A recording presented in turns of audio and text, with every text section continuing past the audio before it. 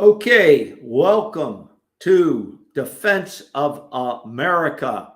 We are back on the air after a short break during the month of April. Defense of America broadcast is in a historical night because at 11:59 p.m.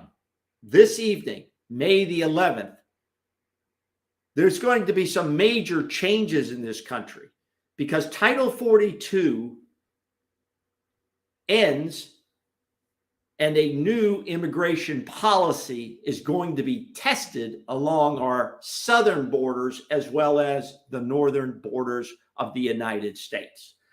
So, with that introduction, I want to bring back in one of our regular panel members here, and that is Bob. Bob, are you out there?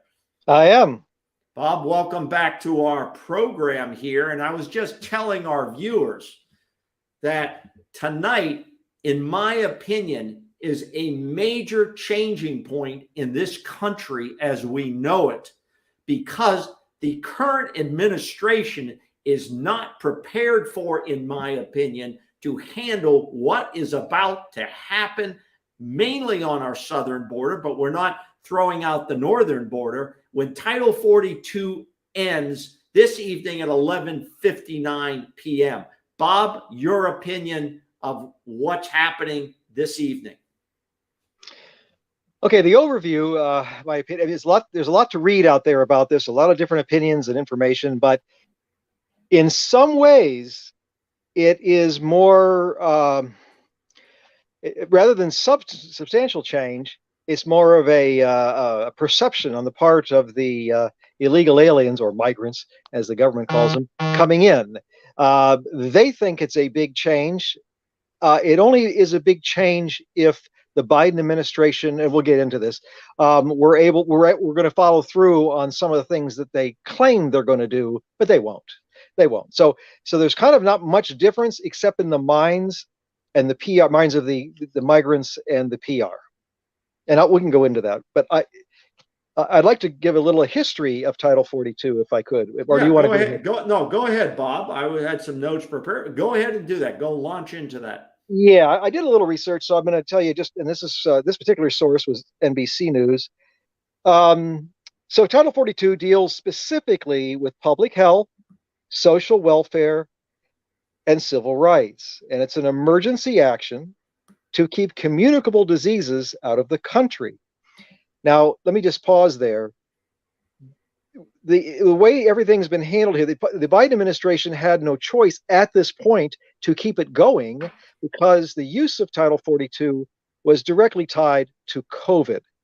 So once he determined that COVID was no longer an issue, you couldn't use Title 42, according to what I read. Now, Trump used this initially, Title 42, in 2020 for COVID, and the prior use was 1929. Which I thought was interesting. And at that time, it was to keep ships from China and the Philippines from entering U.S. ports during a meningitis outbreak. So that's a long break in use.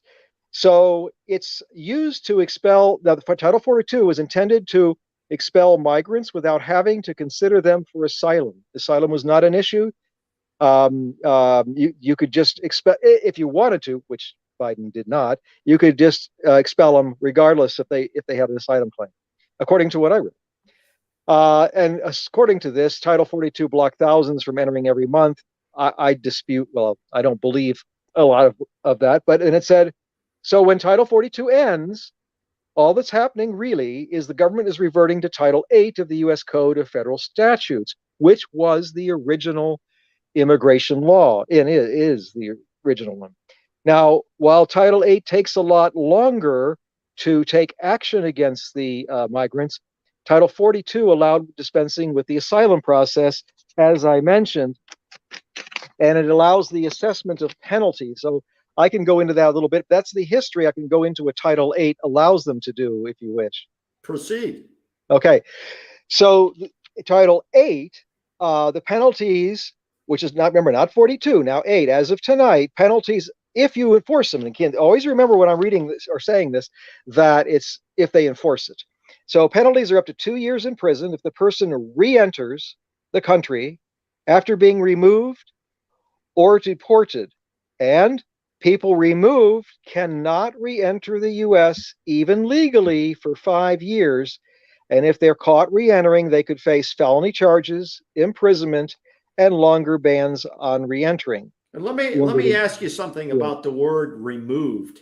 That includes people who come to the border, claim asylum, and their asylum is denied at some point through the immigration court system, correct?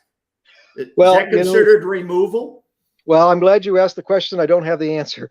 There is a distinction between removal and deportation, and it's the process, and I failed to review that before coming on the show. Okay. I should have. Because I think that removal does include this making a, like, let's say, bringing forth a false case or a case with not enough evidence.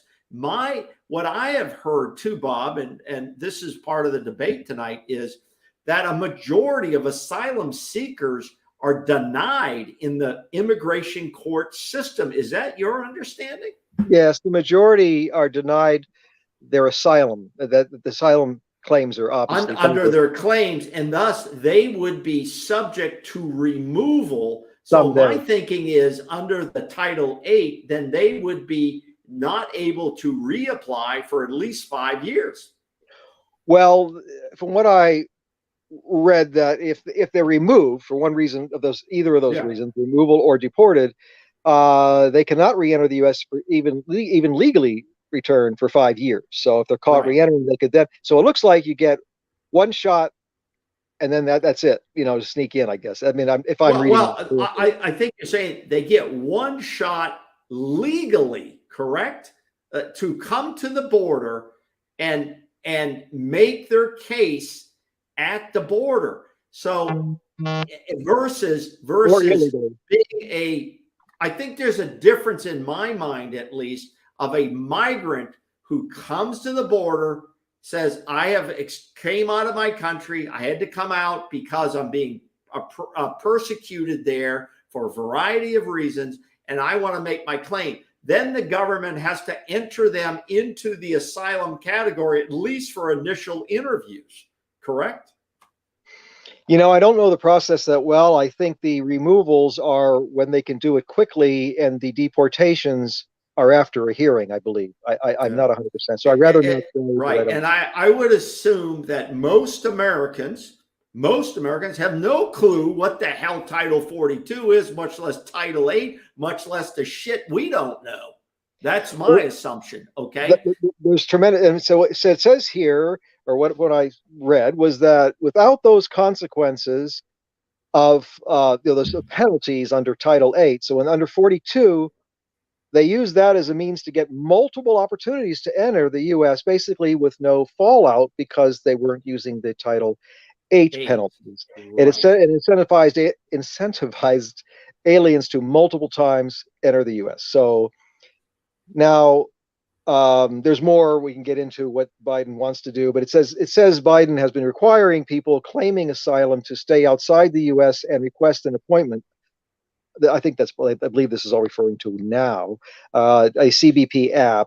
But frustrations with the app led people just to cross illegally and ask for asylum after entering. So I think in this meantime, before 8 kicked in, they were trying to get people to use this app. But come on, I mean, these guys just want to sneak in, and nothing. What's the harm? They come in and they get to stay anyway. So why use the app? Yeah, I think that's an interesting point. That it is so confusing. And I have to say this, and not to interrupt you, but no. I have been frustrated and overcome with just emotion about this whole thing, because I don't think it has to be this difficult. But I blame not only Biden and the Biden administration for this current mess, but I also put blame on other administrations going back for decades, both Democrat and Republicans, for not making a simpler, straightforward easier to implement system because it has brought us to where we are this evening. Yeah, and I'm definitely not an expert in this area, but over the years I've read things, and it's just that there were people that alleged, and probably correctly, that Biden had a law to follow. He didn't, and he just allowed people in. So when they keep saying the immigration system's broken, we have a system, and we have a system for legally entering. A lot of people do it from Europe and other countries. That's correct. But when they don't enforce that, then it's kind of outrageous to say we don't have a system. We do have a system. You just don't like the system. So yeah, right. Now it says that Title 42, now back to 42, which we're leaving tonight, was mostly used to expel single adults, half of which had previously been arrested under Title 42. Yeah. And then it said, no. Then there was the gotaways. The gotaways are the ones they never actually catch. Right. Yeah. Well, they call them gotaways. G-O-T, gotaways. Gotaways. I don't think it matters, gotaways, but that's what they said. That rose from $12,500 a month in 2019 to $50,000 a month in 2021. Yeah, it's ridiculous. It's ridiculous. And I think, Bob, on that point, that is my concern tonight when the clock strikes midnight and there's going to be this mass surge of people coming in, giving themselves up to Border Patrol, and there's no way that they can house them along the border states. So I have heard that they're going to do the turn in, do some paperwork, and here's your court date, and come back. And you know what the backlog in the immigration court system is now? I thought I heard 2 million cases. Yeah. So it'll be years and years. And I have that also. Yeah, that's true. That's right. It's outrageous to me that this is what the policy and our procedures are going to be, is catch and release into the country. Basically, they can't house them all down there. They're going to be bussed out of there. They're going to be bussed to various sanctuary city areas, as well as other areas that aren't sanctuary cities. I heard, which seems outrageous and ridiculous, that they're going to drop them off at bus stations, along certain, like store areas, and just turn them loose. I mean, or take them to government contracted, low budget hotels for a while. At our expense. Yeah. At our expense, all of this at American taxpayer expense. And this is the plan. It is outrageous to think this. The last time I felt this outrage was during the Afghanistan withdrawal debacle. Yes. And I mean this. This isn't feign. I'm more of an independent. If this was the Republicans doing this, I'd be yelling the same thing. This is outrageous of what we're doing in this country. And I do have to think in some ways that this is the Democrats and the liberals and the socialists practicing their open border policy philosophy, which is to allow people into the country, which they know eventually over the years will get some kind of citizenship and voting rights, and to keep Democrats in office.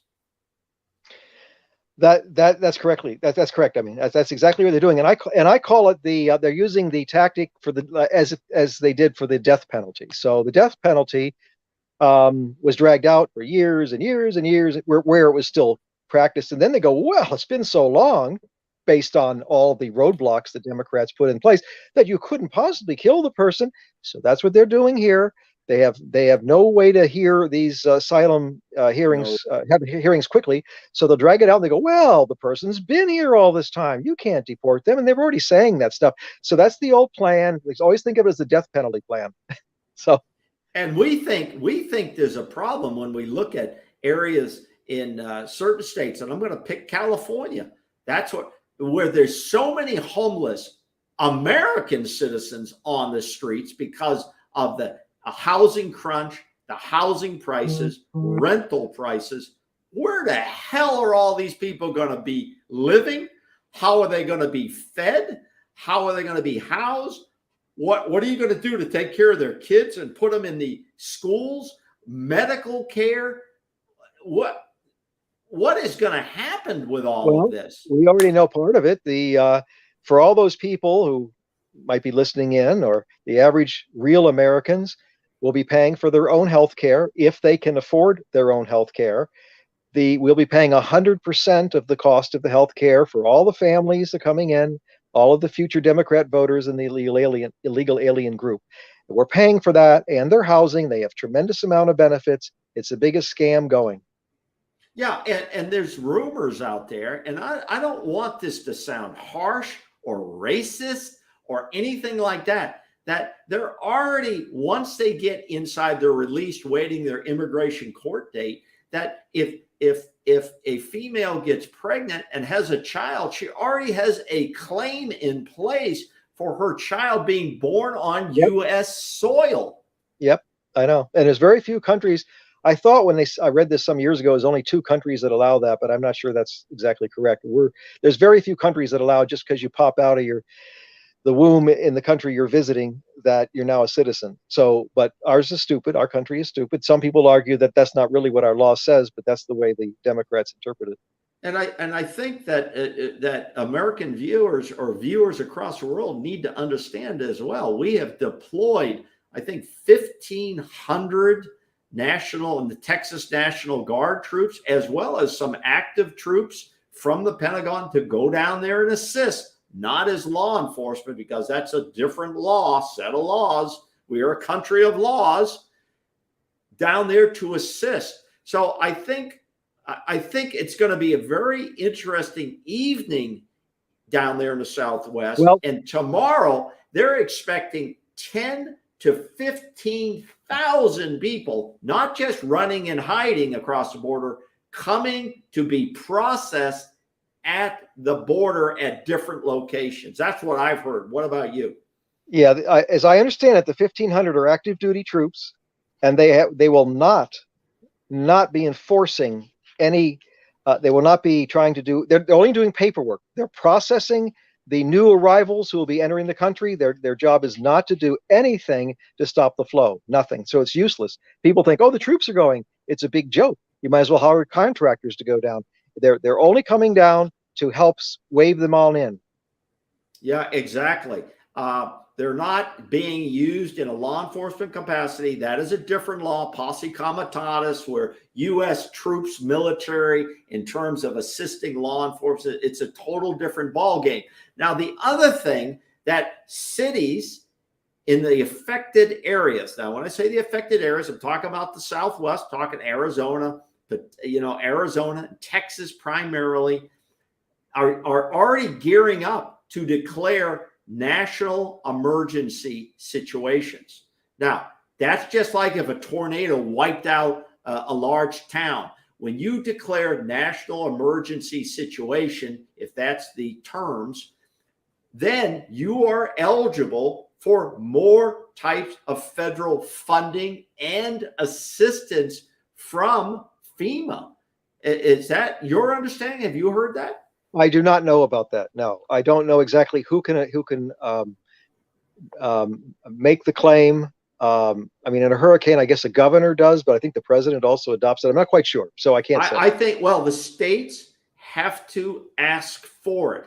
And so it would normally be a mayor going to the governor's office, asking for that assistance and that declaration.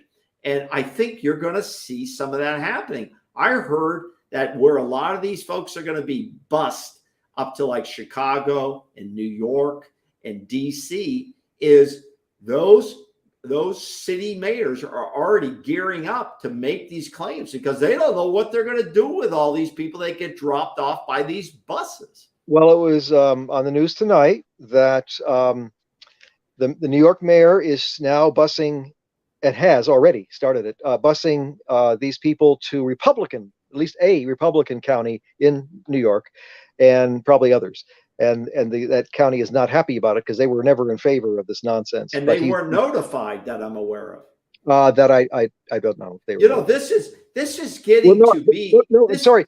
I was going to say just before they said that they were told they weren't going to do it, and he did it anyway right away. So And that's what I heard too. This is like a New York Street shell game. Follow the P. Yeah. You know that? Follow the P. Where's the P? Nobody knows where they're going. God only knows who's tracking all of this. And what are the hopes that they think that these people are going to show up at an immigration court?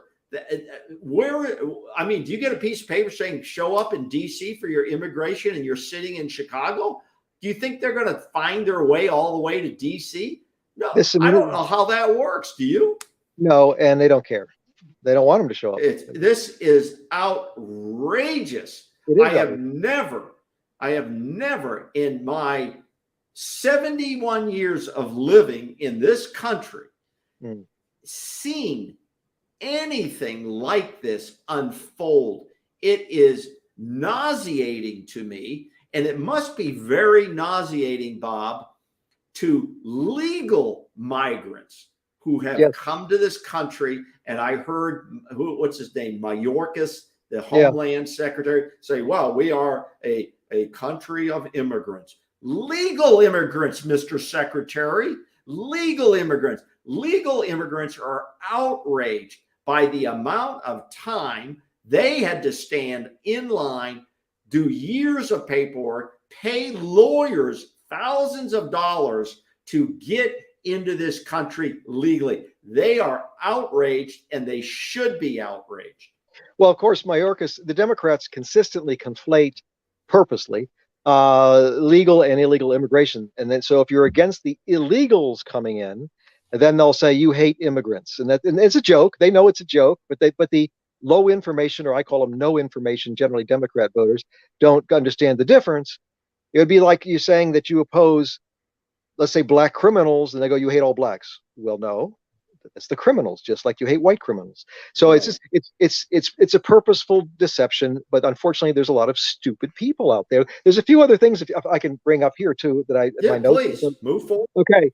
So one of the concerns of Title 42 ending, they think it's going to clog the regular movement and processing at the borders now, because now these people can just come right on through and asylum. So people don't necessarily think about that. If you want to go to Mexico and come back, it's going to be a long wait coming back, or Mexico specifically. Now, the Republicans apparently want to change the law to allow Title 42 to be used outside of the pandemic context. And I don't have the information on that, but they're never going to get it, so it doesn't matter. Right. Right. Now, and so today, Title 42 ends, as I mentioned, because the COVID-19 public health emergency expired. So there was no option to continue it unless they continue. But everybody knew the COVID thing ended long ago. Plus, the World Health Organization closed down COVID this week as well as a major threat. I don't know if you heard that. I didn't, but the WHO. Well, no, yes, I did. But I think it was the WHO that did it, but it was the guys who kind of regulate the World Health said. I think it was WHO. I remember a guy saying, "But but that doesn't mean it's over, and people can still." Right. So it was like it's over, but and the WHO, that's a whole other show. But when Biden's trying to sign the doc, we won't get into that where they control what we do. That's another show. Right. Yeah.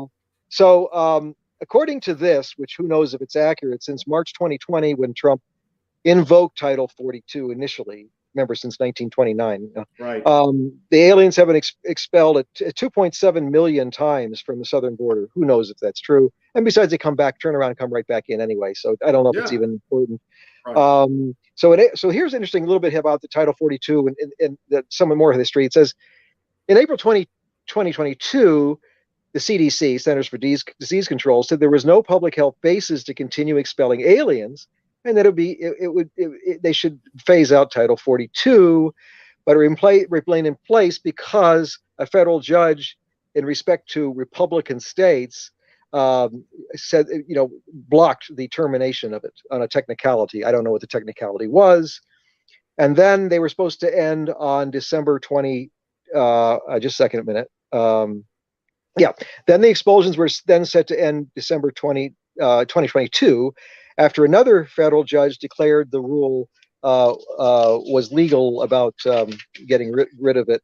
But then that ruling was paused by the Supreme Court. So that's where we are now. The Supreme Court, at the request of Republican states, said, no, we're going to let the Title 42 continue. I suppose, without, if I researched it further, it was, well, I'm sure it was related to when Biden decided COVID was over. So as long as Biden said COVID was still, the emergency was still on, which he did, Biden couldn't justify ending the Title 42. Well, I understand even some of the Democratic base, probably more on the extreme left, they're upset with Biden too about him reverting strictly back to the Title 8. Have you heard that? I think yes, I have. They just don't want any controls. They want open borders. I mean, they feel that Biden has misled them, that he was willing to push an open border policy, and now they're upset with him because he is reverting back to the original Title 8 wording. Yes, but is he? See, that's the thing. I'm telling you stuff that's supposed to happen. Yes. But I don't think he's going to do any of these things. Honestly, you think he's using Title 8 to hold the more conservative Democrats in place, saying, hey, we're going to do this in law. And then because most people can't see it anyways, it's the shell game, and he's just going to be letting people across as much as possible. One thing about the P shell game you talked about was interesting. I've discussed that over the years with friends. There never is a P under the three shells. It's in the hand. It's in the hand. Okay, so now in January, this is interesting history. Biden expanded 42. This is why I said I was so overwhelmed by all this information I couldn't take it. It said to expel Cubans, Haitians, Nicaraguans, and Venezuelans to Mexico if they entered illegally. But at the same time, he said 30,000 a month could enter from those same countries, and they could fly in under a sponsorship program. I mean, the whole thing is insane. This is what I'm saying. Who could remember? I couldn't remember all this. I had to make some notes. No, you can't. It makes your head hurt. I heard Mayorkas talking about that because he got asked at the White House press conference today, where he gave a briefing, and basically someone asked him, "How do you pick how many people come through?" And his answer was so wishy-washy. Well, it depends on the numbers. It's like a diversity program. How many numbers of people from this group and that group and which people? So yeah, it's bizarre. I mean, which of the who's one of the eligible 30,000? Even if they say X number can come from your country, why you? Why not somebody else from your country? You couldn't make this shit up. Oh, and there's more. And then so it also allowed the ones in Mexico to apply for appointments to enter the U.S. Through a phone app. So I think that might be in addition to the 30,000. You know what? And it's funny about this. Mayorkas and his whatever. He always says there should be no confusion out there with the migrants about how the processing works. And I'm going, if we can't even understand it, how the hell are they going to understand it and believe what you're saying? Then you'll like this. Biden said he would set up, and I don't know exactly when this is supposed to occur, or it's going to occur once 8 is in effect here, which is, of course, later tonight. It would set up processing centers in Latin America, starting in Colombia and Guatemala, to vet aliens for residency in those countries, the U.S., Canada, or Spain. It's unbelievable. It's unbelievable. And he just announces this 10 hours before this shit's going to take place. They've had this for 2 years, and they can, and today I noticed at the White House, and Mayorkas in particular, they were blaming everybody except themselves and patting themselves on the back with what's her name? Jean Pierre there, the spokesperson. I can't stand her. They're all patting themselves on the back, how well they've done but it's been a lot of work because everybody else totally screwed up the entire system. But we have this under control now, but there will, and they even admit, when the current administration admits to you that there's going to be a lot of challenging times coming, that's really scary shit. Okay. That scares the hell out of me. Well, how could it be worse? But it will be. Oh, it's horrible. And wait till we see. And as they said, these are supposed to be families that are fleeing. Most of it is single young males coming through the system. And now it's like, what the hell is that all about? Well, I heard something, and I'm going to say I don't know anything more than what I heard. And I wish it's something that I should research, I guess. But somebody, some talking head or something said, or maybe it was somebody in a city said, we are not technically required to provide school or anything for these people. Yeah, right. And if that's I thought there was a federal law that said we had to. So if that is true, cities should just say, nope, not going to let them in. Too bad. And that would be great. Yeah, because you have but then comes the ACLU now is suing the Biden administration over some of what we've been talking about. And I can't remember which parts, but I saw that on the news today. The ACLU is suing the Biden administration to make things more liberal. So when the surge comes forward. Okay, well, here's something important. I don't know specifically about that, but I will tell you it is a standard practice in Democrat administrations, and it happened in Obama administration and probably the Clinton administration, that the government in the background will get together with these left-wing groups. Please sue us. I'm not making this up. This is true. Please sue us. And then they go, oh, we've got to make a settlement with them. We just got to. And then they make a settlement that the administration really wants. And they go, we had no choice.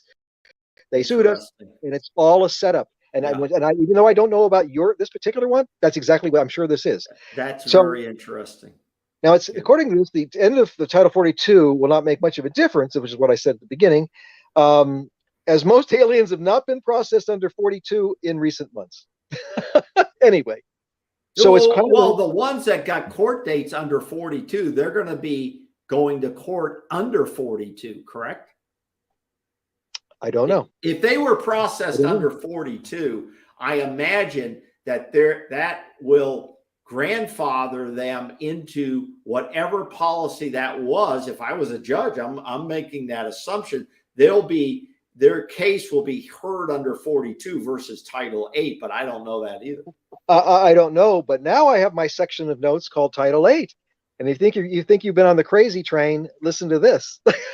So now, this is more detail about Title 8. So the U.S. is required to give any migrant who requests asylum a preliminary interview or chance to present their case in front of an administrative law judge. Now, that we weren't required under 42 because asylum wasn't an issue, supposedly. Now, those who don't claim asylum, they'll all be trained to claim asylum, so that don't worry about that. But those who don't claim asylum or who fail preliminary interviews with asylum officers could be deported to their home country or Mexico, and Mexico has pledged to accept some non-Mexican deportees. Some. We don't know how much some is, and everybody is already coached when they come in. Asylum! If they can even say it. Of course. And guess who's going to be making a lot of money on this? Immigration lawyers here in the United States. Which we will be paying for, most likely. Oh, for sure. Let me go ahead. Go ahead, Bob. Well, now Biden. Now this sounds like official thing, because now this information I believe is from CBS, so you can't really believe it too much. Biden has been working to speed up the asylum interviews. Yeah, right.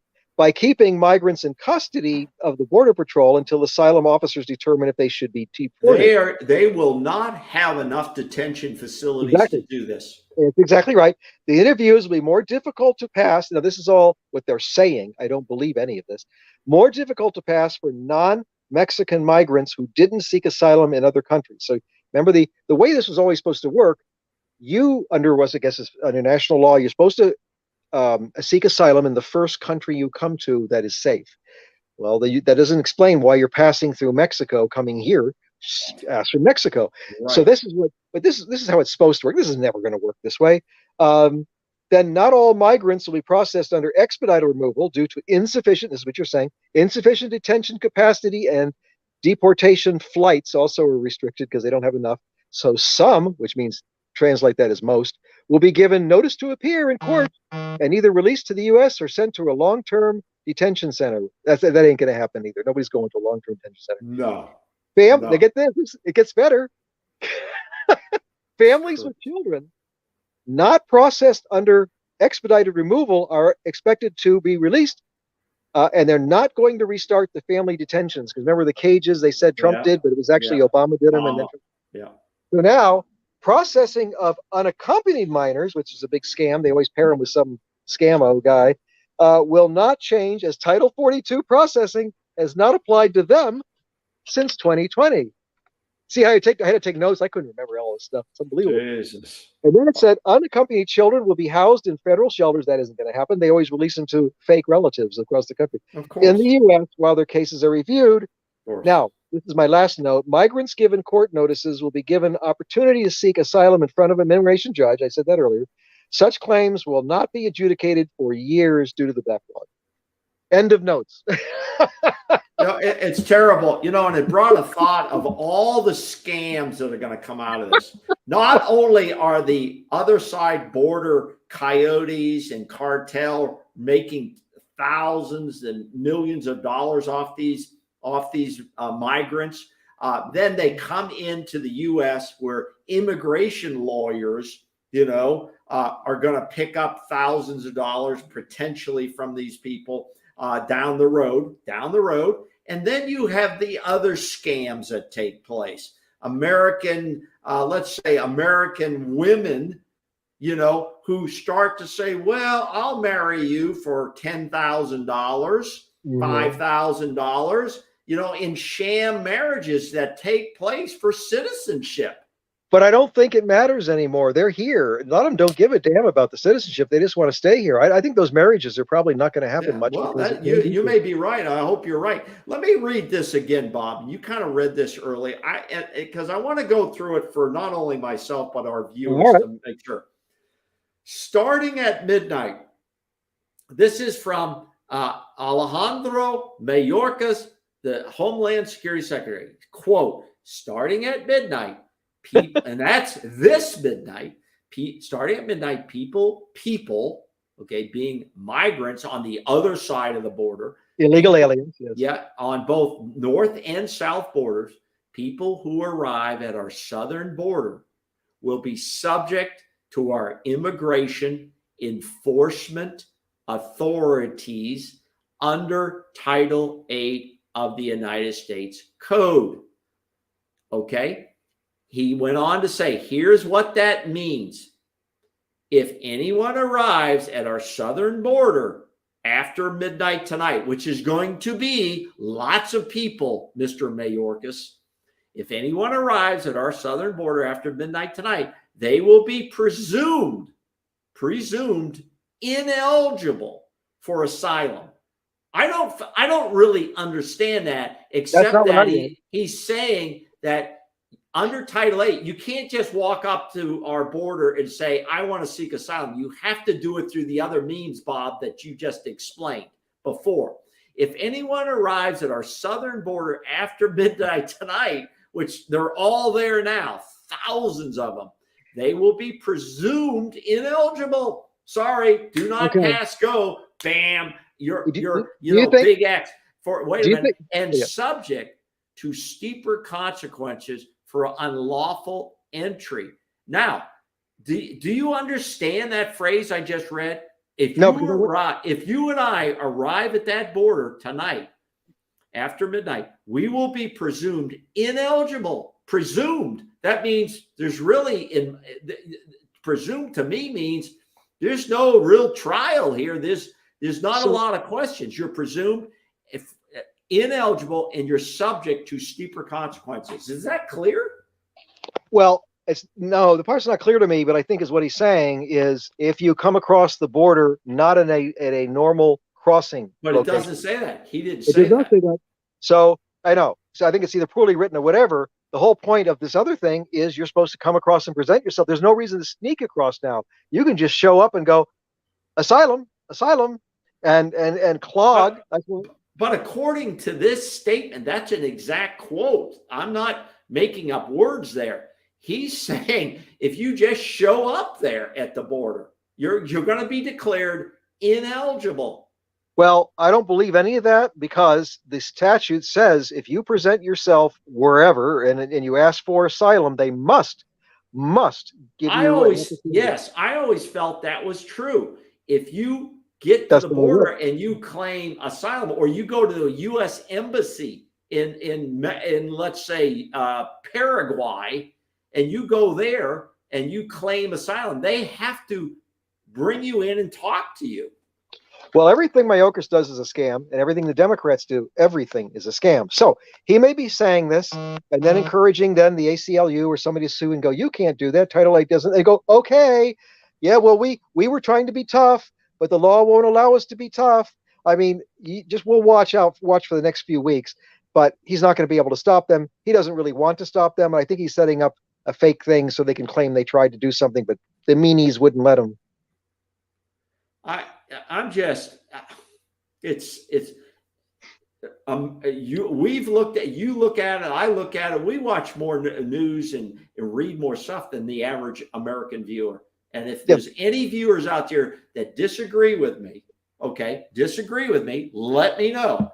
If there's anybody out there, conservative, liberal, independent, that has a comment, that wants to come on and make a comment, you're more than welcome on this show. Okay, you're more than welcome. And I'll tell you, in the last 41 minutes we've been talking about this issue, I don't think we're even confident in. I wouldn't know if I could show up at the border and how I would be handled, to be honest. Would you? Right, that's correct. I feel the same. Yep. It's terrible. So if we don't get it, most Americans don't understand it. Well, the other people on the other side of the wall damn sure don't get it. And they're going to listen to the people that are telling them, this is your shot. Take it now. Give me the $200. I'll get you across the river. The funny thing is, as a U.S. citizen, if you just crossed the river with the illegals, I bet they would arrest you for not coming through the proper place at the border and showing your passport, presenting yourself, and they put you in jail, but not the illegal aliens. Well, I'll tell you, if you go by the Mayorkas quoted statement that I read, that most of these people, if I read that and understood it, when 10,000, 20,000 show up tomorrow, that they should all be turned away and say, sorry, we're not open for business. And if they did that and they were turning them all away, then I'll have respect for what they did. That shit's not going to happen. No, it's not going to happen. That's why they have the 1,500 troops to be filing paperwork for these people so they can glide on in. And they know, the migrants know that our troops and law enforcement are not going to mishandle them humanely, which is a good thing, okay? That they will be processed into the system and they'll take their chances. And I would too. I would probably take my chances, because U.S. law and U.S. public relations on this matter is an absolute disaster, chaotic mess, period. And we welcome any liberal, conservative, independent to come on this program at any time to debate this. I like to try to think outside the box on a lot of things. And here's a little aside that nobody thinks of other than me, I guess, is that, think of that. These people come in, they pay no taxes. They're complete grifters. It's a peasant army. It's a peasant army of grifters. That's exactly what it is. And they come in and they take. Now, they will never go to prison for not filing taxes, because they have no taxes to pay, and they're completely just users. U.S. citizens who do not get free health care, do not get free housing, do not get any of this free stuff, who work their ass off, if they file their taxes and they do any little bit of funny business to save a few bucks, they can go to jail while the peasant army is sitting there eating steak and whatever, and nobody thinks of that. There's the inequity. It's the same thing as the Democrats keep saying, people must pay their fair share, but they always leave out that approximately 50% of the people in the United States do not pay any federal taxes. And who are these people? Mostly Democrats, grifters. And you know what, Bob? I have to totally agree with you on this point. I've had this conversation with other friends of mine, and you know what? It's not that they, and some of them aren't that political, but they understand one thing. They say to me this: I worked my ass off for 30, 40 years, and they're older now, and they're saying exactly what you said, that I have to scrimp to save, to pay my mortgage still, to pay for costly health care. The price of food has gone up. I can't afford to go on vacations, and I have to pay more taxes than I probably should. And you're exactly right. This is going to put a huge burden on the American citizens to pay even more, to raise the debt, that's another show out there, debt ceiling and debt limits, and suffer the consequences of what's going on at midnight tonight and the days moving forward. It's outrageous, it's chaotic, and it makes this country look like an absolute disaster. And when we see more people sleeping on the streets, begging outside your stores, and sleeping in your parks, and I have to tell you this, the last time I was up in Washington, D.C., which the area I know very well, I was shocked to see homeless people camped out in some major intersections of roads in D.C. Well, guess what? More are coming, D.C., more are coming, Chicago, and more are coming, New York and California.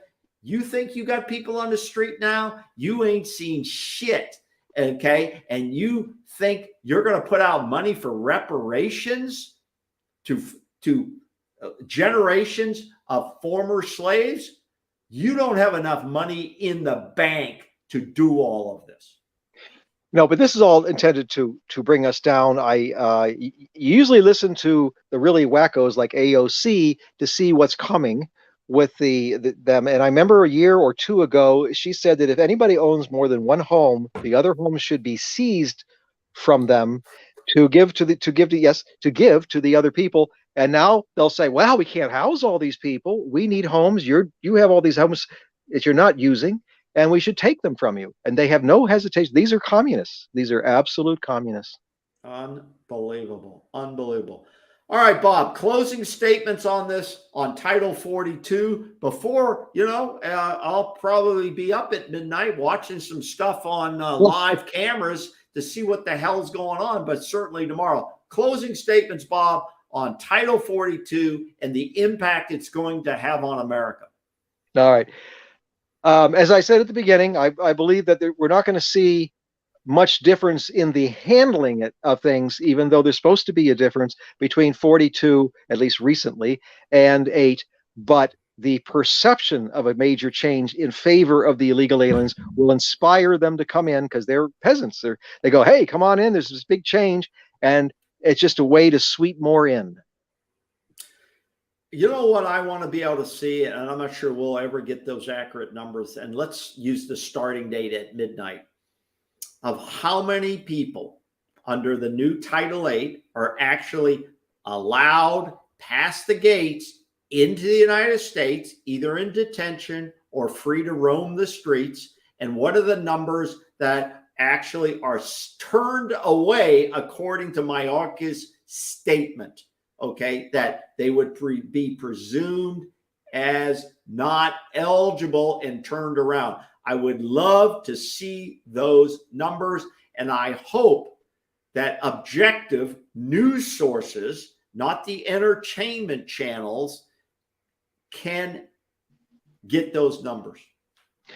Well, and all of these ones that are coming in and presenting themselves and say asylum, what about, and there will be many who just keep coming across the border and bypass all of this government mumbo jumbo. If those people are caught under this administration in Chicago or wherever they're wandering around, nothing's going to happen to them. Nothing. Nothing. They're going to have to be committing some sort of heinous crime for the police to get involved, because police are not going to just stop and ask people who they are, where they are, and so on. And I'll give you one example before we wrap this up tonight. There was a small town, which is no longer a small town. It's called Herndon, Virginia. Mm-hmm. Herndon, Virginia, which is in Fairfax County, which is one of the Democratic counties in Northern Virginia. And Herndon, Virginia, many years ago, started to see an influx of migrants, be they legal or illegal. Most were illegal border jumpers, okay? And I thought it was very interesting that they all started to settle in Herndon, Virginia, okay? And a lot of times what they would do is hang out at a local 7-Eleven store on the side wall, you know, where as a kid, that's what we would do. After playing outside, we'd go up there and get a bottle of Coke and sit on the side. Well, all these migrants would sit along the side, and American contractors would swing by in their vans, negotiate a daily price with them to do construction labor for them, and haul them off and haul them back at the end of the day.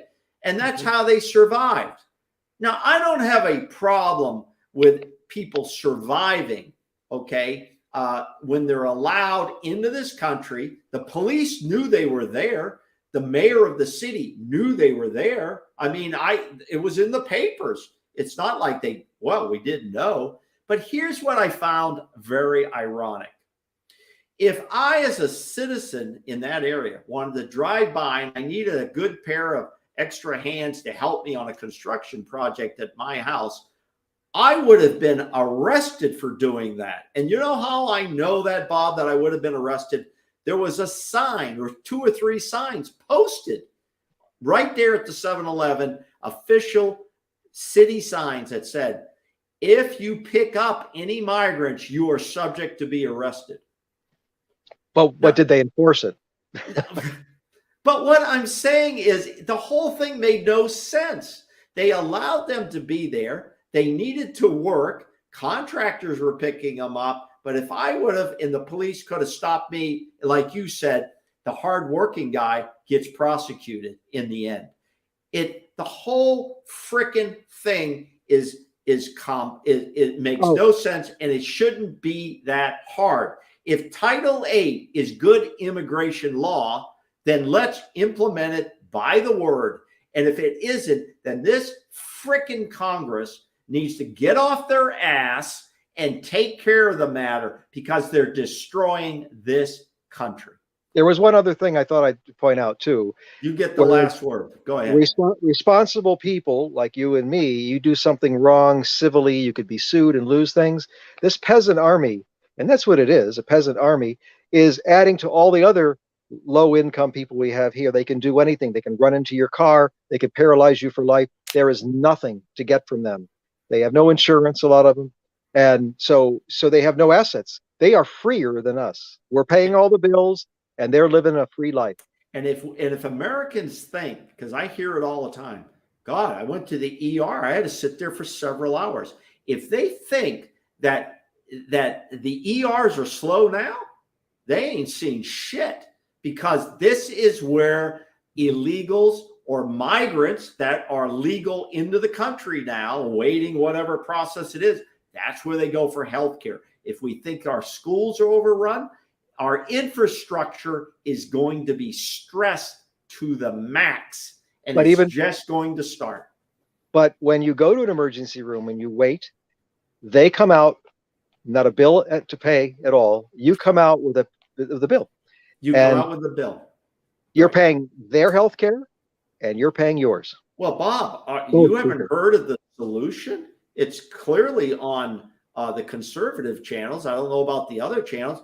You just take out a reverse mortgage on your home to help with these unpaid medical bills, Bob. Come on. Okay, that's it for tonight. I want to thank Patriot Bob here. We'll call him a patriot too, because he clearly is. Patriot Phil is out on the road, and didn't have a chance to weigh in, but we weighed in for him because he is a supporter of the Biden administration. So maybe he'll have some comments at some point. Bob, I want to thank you for joining me here tonight. We hope any viewers out there, whether it's 1 or 1,001, it doesn't matter. We're here for free speech. We're here to tell it like it is. There's no sugar, no hugs here. We're going to tell you like it is, whether you like it or not. Thanks for joining us tonight on Defense of America. We're trying to unite America and not divide it. Bob, be safe out there, and we'll see you on our next scheduled program.